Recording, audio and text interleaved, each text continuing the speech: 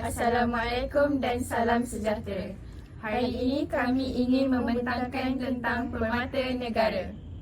Hai, nama saya Nur Alia Farhanah binti Khairu, nombor kad matris 3242000031.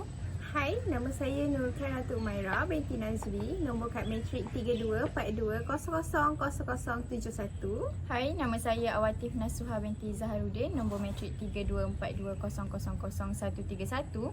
Nama saya Nurul Anatin Syirah binti Nazain, nombor matrik 3242005149. Terdapat 5 pemata yang ditubuhkan oleh Datin Seri Rosmah, iaitu pemata pintar, pemata negara, pemata insan, pemata seni dan pemata kurnia. Yang pertama, pemata pintar. Pemata pintar merupakan suatu sistem pendidikan khusus, holistik dan mencabar bagi murid yang berbakat dan bijak serta pintar untuk melonjakkan prestasi mereka ke arah yang lebih optimum. Mereka juga akan menjadi salah satu aset negara yang lebih berharga. Tadika pemata pintar terletak di Putrajaya. Yang kedua adalah pemata negara. Pemata negara ini dapat memberikan asuhan dan didikan yang lebih berkualiti kepada kanak-kanak yang berumur 4 tahun ke bawah dengan menguasai 6 bidang penguasaan seperti JERIS. JERIS merupakan jasmani, emosi, rohani, intelek dan sosial. Salah satu tadika pemata negara terletak di Sungai Besi, Kuala Lumpur. Yang ketiga, pemata seni. Pemata seni ini di bawah Jabatan Kebudayaan dan Kesenian Negara. Pemata seni ini dapat menggilap bakat dan potensi tinggi murid-murid dalam seni choir, seni tari dan seni muzik. Pemata seni ini terletak di Coket, Kuala Lumpur. Itu sahaja. Selain itu, Permata Kurnia dan Permata Insan adalah dua inisiatif di bawah program Permata yang bertujuan untuk menyediakan pendidikan khusus bagi kanak-kanak dengan keperluan yang berbeza. Permata Kurnia ditubuhkan untuk menyediakan pendidikan dan sokongan kepada kanak-kanak yang berada dalam spektrum autism. Matlamatnya adalah untuk memberi pendidikan berkualiti kepada kanak-kanak autistik dan membantu mereka mencapai potensi penuh dalam pelbagai aspek perkembangan. Yang pertama, pendidikan khas untuk autism. Kurikulum di Permata Kurnia direka khusus untuk memenuhi keperluan kanak-kanak dengan autism termasuk perkembangan bahasa, sosial dan tingkah laku. Kedua, terapi dan sokongan. Selain pendidikan, Permata Kurnia menawarkan pelbagai bentuk terapi seperti tingkah laku, terapi pertuturan dan terapi pekerjaan untuk membantu kanak-kanak autistik.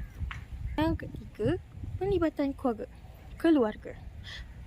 Ibu bapa diberi panduan dan sokongan untuk membantu anak-anak mereka berkembang melalui kaedah yang betul di rumah, serta meningkatkan pemahaman keluarga mengenai autism. Yang keempat pula, pusat ini berusaha untuk memupuk suasana inklusif yang menyokong kanak-kanak dengan pelbagai tahap autism. Ia memberikan mereka peluang untuk berkembang dalam persekitaran yang positif. Permata Insan pula adalah sebuah program di bawah Universiti Sains Islam Malaysia, iaitu short form dia untuk USIM, yang bertujuan untuk membangunkan bakat akademik dan keagamaan dalam kalangan kanak-kanak Islam yang berbakat dari usia muda. Ia adalah satu-satunya program di Malaysia yang menggabungkan ilmu pengetahuan moden dengan nilai-nilai keislaman. Ciri-ciri utama Permata Insan. 1. Pendidikan bersepadu. Kurikulum Permata Insan menggabungkan subjek akademik seperti sains, matematik dan bahasa dengan pendidikan agama Islam seperti hafazah Al-Quran, akidah dan syariah. Kedua, kanak-kanak pintar cerdas. Program ini terbuka kepada kanak-kanak berbakat yang menunjukkan kecerdasan luar biasa dalam akademik dan keislaman. Mereka diuji dan dinilai untuk memastikan mereka mempunyai potensi yang diperlukan. Yang ketiga, memupukkan potensi. Pemerhati Insan menekankan pembangunan intelektual dan akhlak kanak-kanak dengan tujuan melahirkan pemimpin masa depan yang bukan sahaja cemerlang dari segi ilmu duniawi tetapi juga berpegang teguh pada ajaran Islam. Yang keempat, fasiliti berteknologi tinggi. Program ini dilengkapi dengan fasiliti pembelajaran moden untuk memastikan kanak-kanak mendapat pendedahan kepada teknologi terkini selari dengan pendidikan Islam.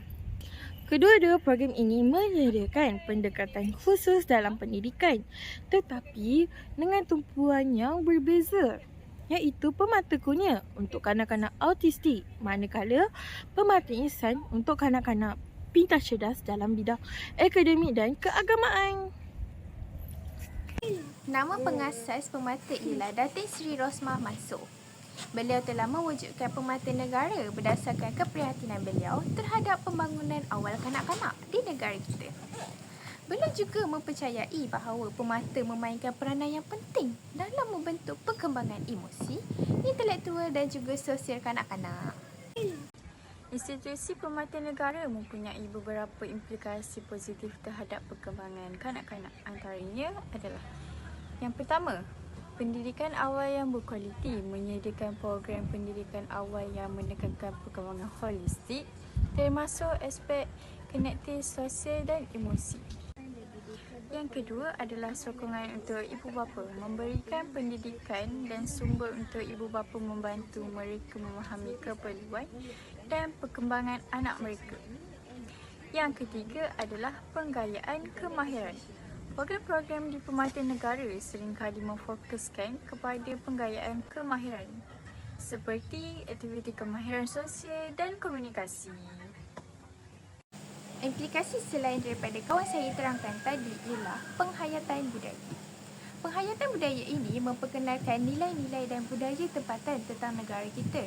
Jadi, ianya dapat membantu kanak-kanak memahami identiti mereka.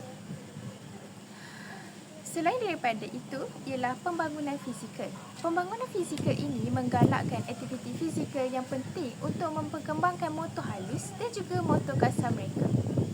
Dengan pendekatan yang menyeluruh ini, pemata negara membentuk kanak-kanak yang seimbang dalam berdaya saing. Sebagai tambahan, terdapat juga implikasi lain seperti sokongan terhadap keluarga dan komuniti. Selain daripada memberi manfaat kepada kanak-kanak, institusi ini juga menyediakan sokongan dan juga panduan kepada ibu bapa dan juga penjaga. Ini membantu keluarga memahami keperluan unik anak-anak yang berbakat dengan cara yang terbaik untuk menyokong perkembangan mereka. Secara keseluruhannya, institusi pemata ini memainkan peranan yang penting dalam membentuk perkembangan holistik mereka dan menyumbang kepada pembangunan masyarakat dengan lebih maju. Berakhir sudah pembelajaran kami. Sekian, terima kasih. Bye.